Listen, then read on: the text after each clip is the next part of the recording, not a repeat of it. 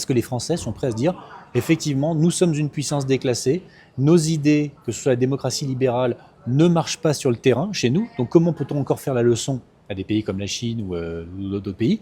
Et au contraire, est-ce qu'il ne faudrait pas s'intéresser à leur modèle de développement, voir s'il n'y a pas des choses dont on peut s'inspirer?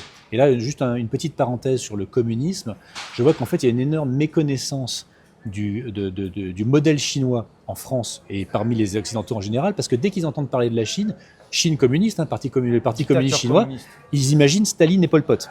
Voilà. Donc, ils se disent... C'est quoi la vérité?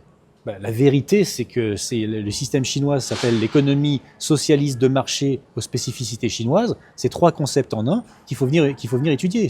C'est aussi ridicule de dire la Chine est un pays communiste que de dire la Chine est un pays capitaliste. C'est ni l'un ni l'autre, c'est entre les deux. Et si on veut essayer d'avoir un comparatif, j'aime pas les comparatifs, mais pour donner une idée à tes spectateurs, c'est la France des années 60, 70, 80, c'est peut-être ce qu'il y a de plus proche de la Chine d'aujourd'hui, c'est-à-dire avec un État très fort, très impliqué dans l'industrie, très impliqué dans l'économie, très dirigiste. Et donc c'est là qu'on... Comme les grandes entreprises françaises, publiques... Les grands groupes de l'époque, exactement. D'ailleurs, qui ont fait tous les joyaux français qu'on n'a plus maintenant. Ouais. Voilà, il faut se rappeler, moi je me rappelle d'une vidéo où on voyait le TGV en 1981, avec un Transal qui volait au-dessus pour faire la démonstration de vitesse. On était déjà à 350 km/h en 1981. Il n'y avait que la France qui faisait ça.